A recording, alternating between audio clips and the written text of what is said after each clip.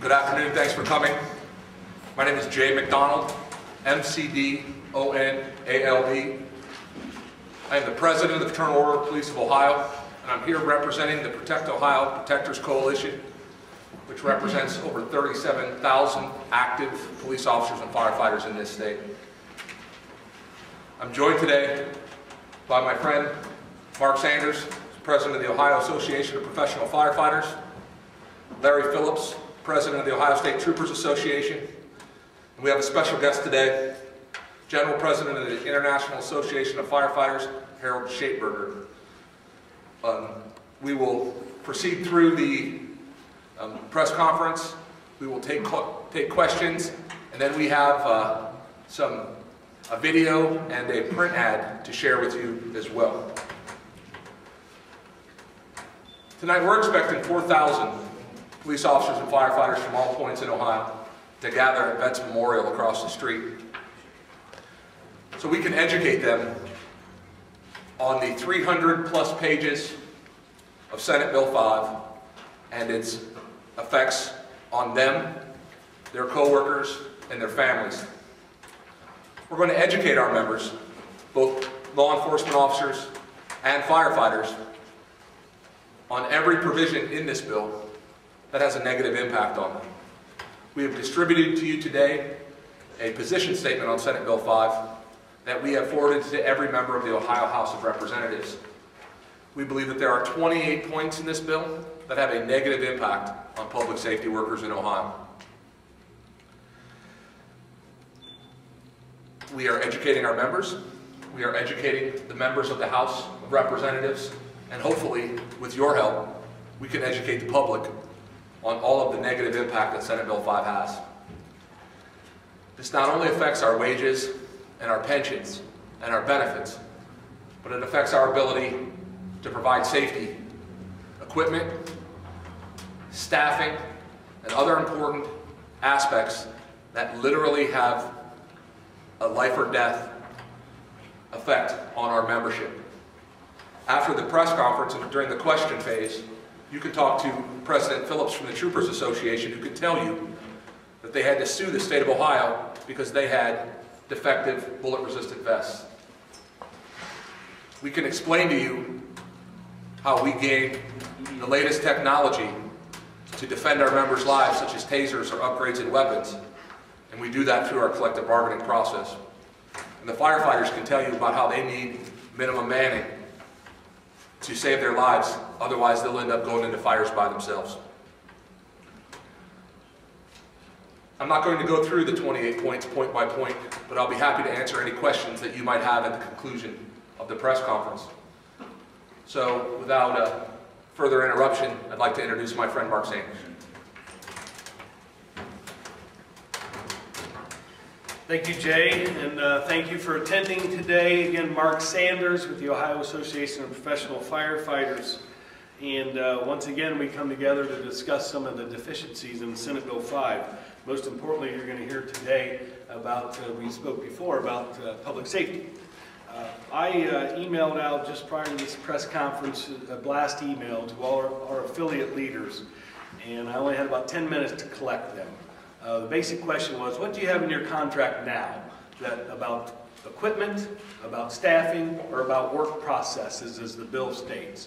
And in about a 10-minute time from all across Ohio, I got that many emails. I'm going to have more when I get back. So currently, Senate Bill 5 told us the guts right out of our ability to serve the community. It is a public safety issue. With us today, we have our General President of the International Association of Firefighters, Schaitberger. The International Association of Firefighters has been and will be supporting us through these efforts.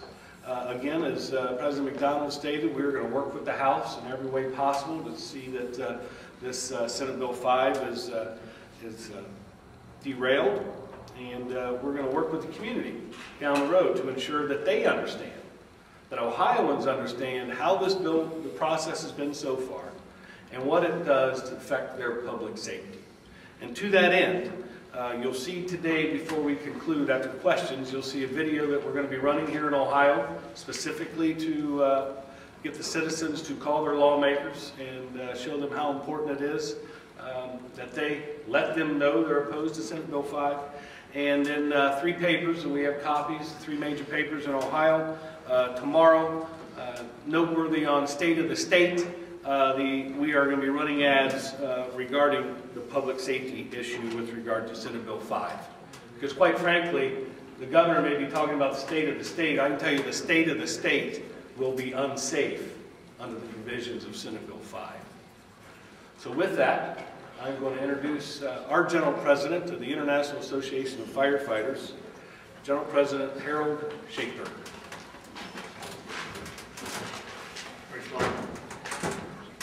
I'm here today to make sure that the 300,000 men and women that make up the IAFF are here with our affiliates and our members in Ohio that are facing an incredibly important battle, along with their sisters and brothers from the police and law enforcement community, in what I believe is nothing less than a nationally coordinated, orchestrated, organized attack on workers. It is by no consequence that we are finding similar measures to SB5 that basically guts the process of bargaining that allows public safety to be able to negotiate what's important not only to our members and their own safety and ability to do their work,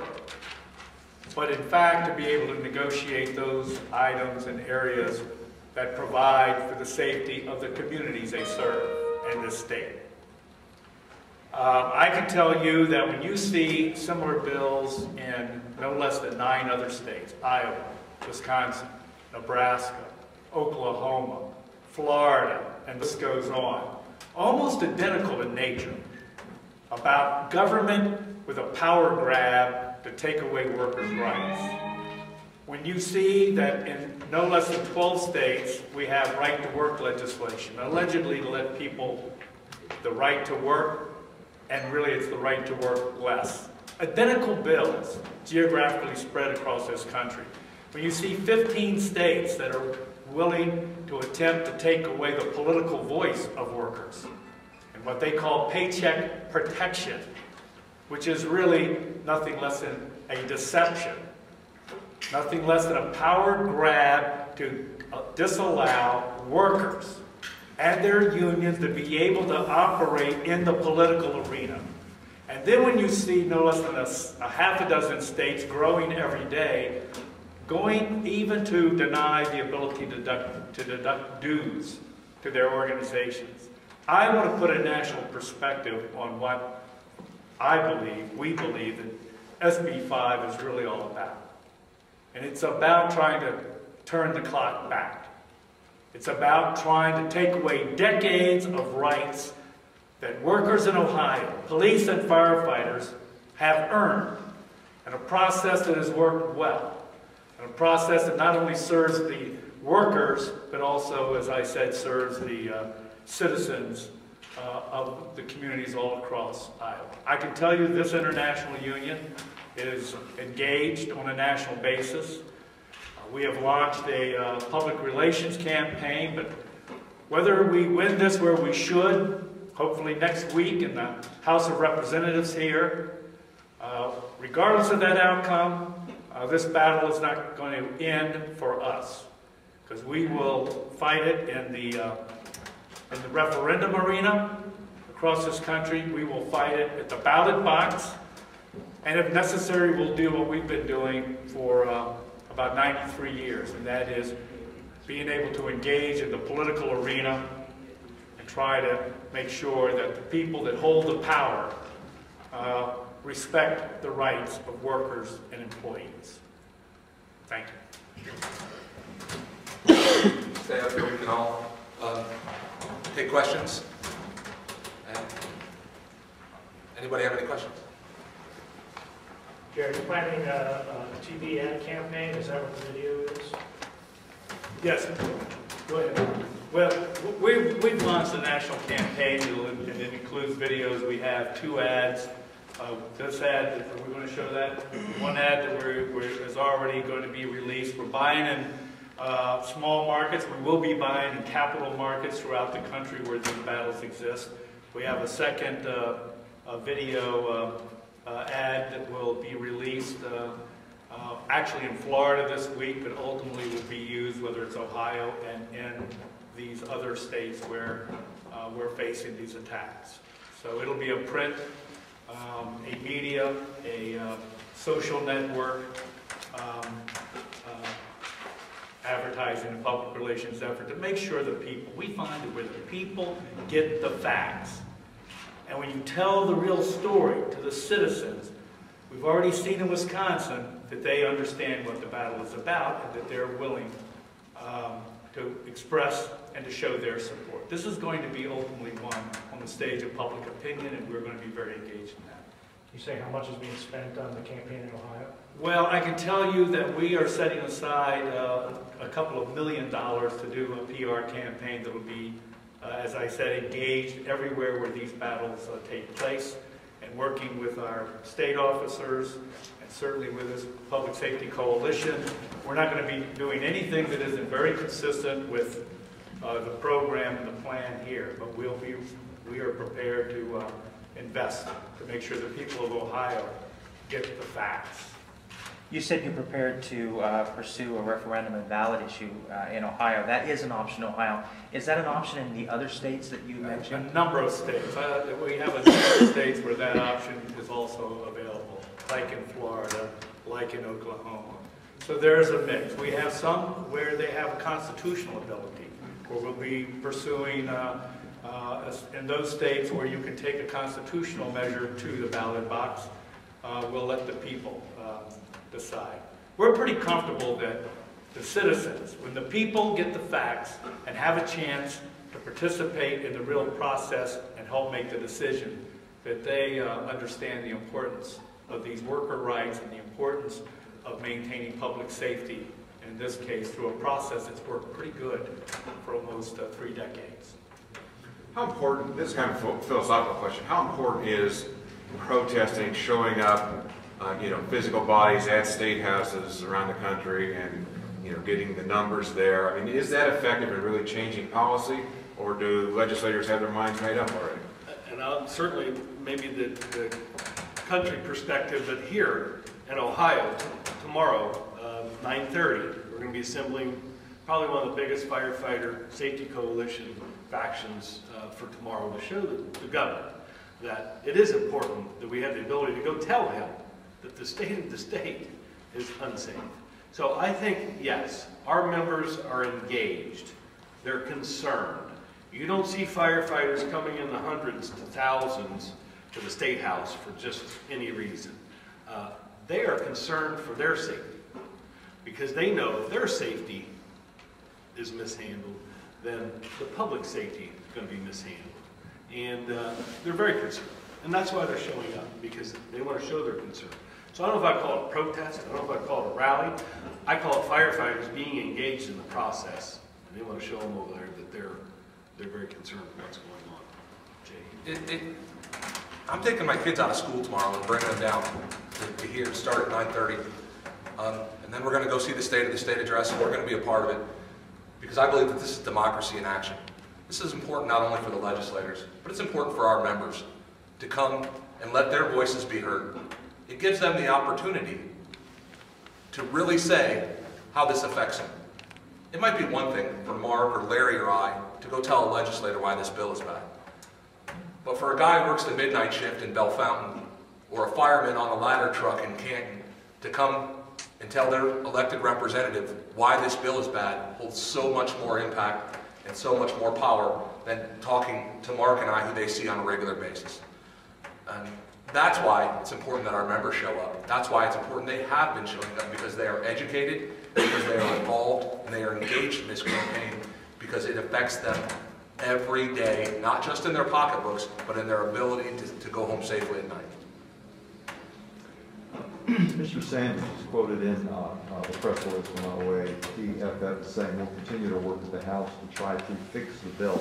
In the past 2 weeks, there was at least one representative of FOP who said something to the effect to the Senate committee, you know, please separate out our issues and work with us on this. At the same time last week, we had a coalition, it was described as a coalition press conference at the Statehouse, which apparently included everyone or represented everyone except FOP in Ohio, and I confirmed that with your organizations, and that group's message basically was the bill cannot be fixed. So my question is, obviously you don't like the bill at all, but if there is an unpalatable result that is to mutual dissatisfaction of all parties, some kind of compromise, can you speak frankly about what such a legislative outcome would look like? Paul, since you got my quote, let me say this. We have a memo. There's nearly 30 items from start to finish.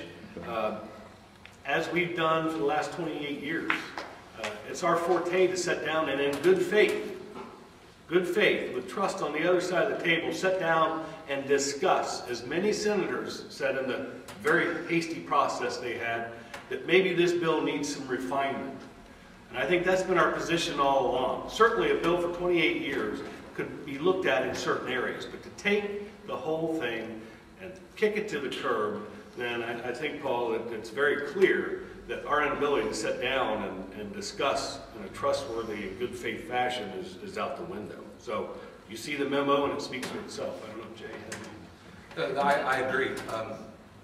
This coalition of public safety professionals has stood shoulder to shoulder with a consistent message that this bill is bad for our members. We asked to slow down in the Senate. We asked to have an interested party. We asked to have a seat at the table to try to express our viewpoints on why this bill was bad for our members. You saw the speed at which this bill was passed. I was part of an interested party group that met for months about police training. Police training is not a controversial issue.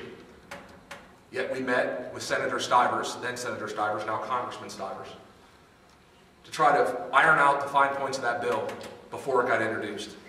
This bill affects 500,000 people on issues ranging from pensions to wages to sick leave to their ability to provide safety equipment to their membership, and not once was our offer taken up to come to the table and sit down and have an interested party meeting.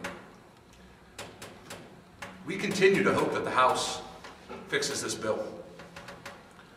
We continue to hope that the right thing is done with regards to public employees. We continue to stand ready as a coalition to help make that happen.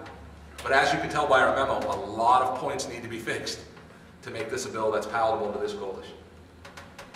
Examples you can point to, but what's happening statewide, because everyone's talking about cost control and all that.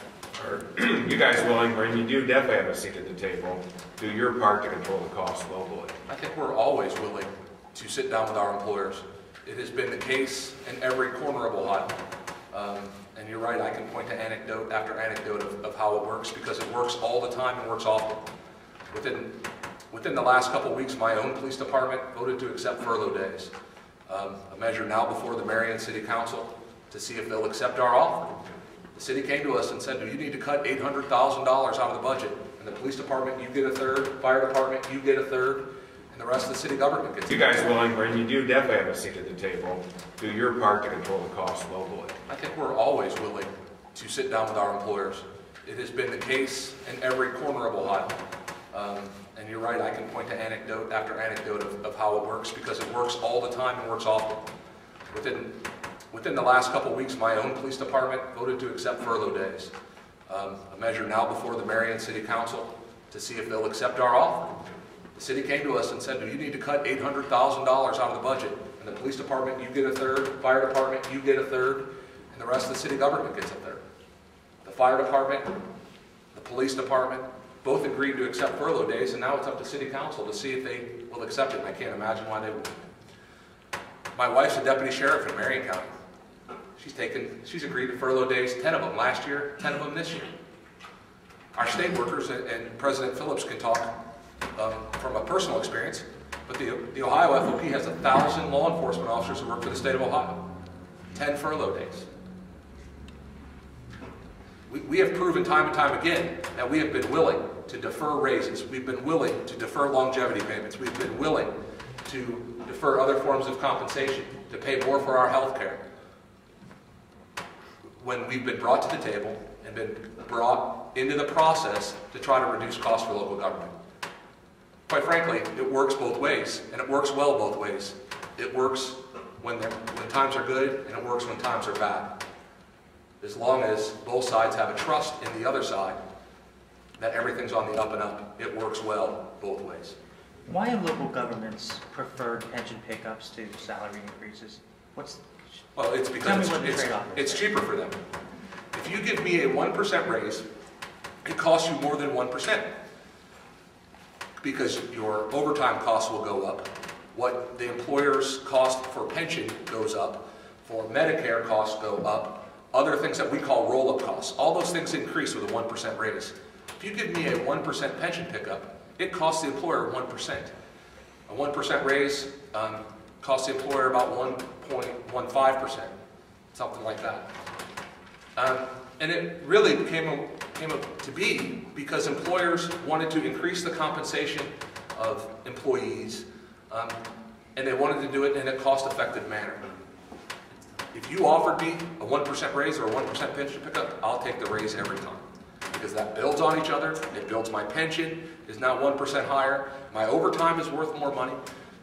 Pension pickups, quite frankly, are the invention of employers who want to increase the compensation of their employees the most fiscally beneficial way to them.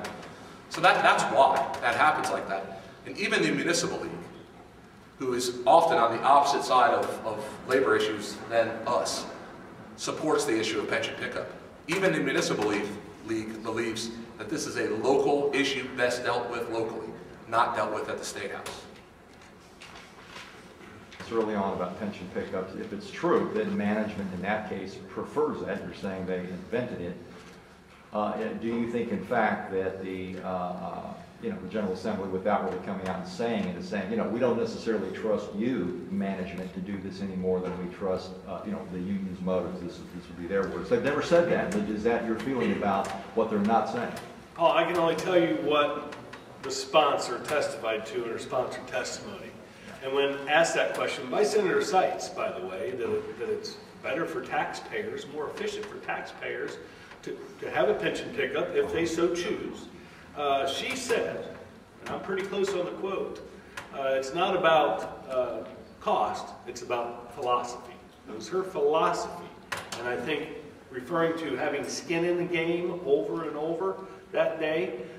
So this is about politics.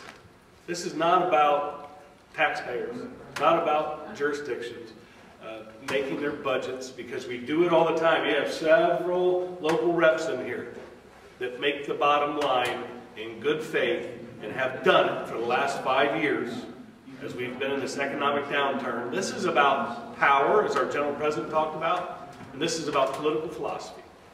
If they want to help save the taxpayers' money, we have certainly come to the table time and time again to do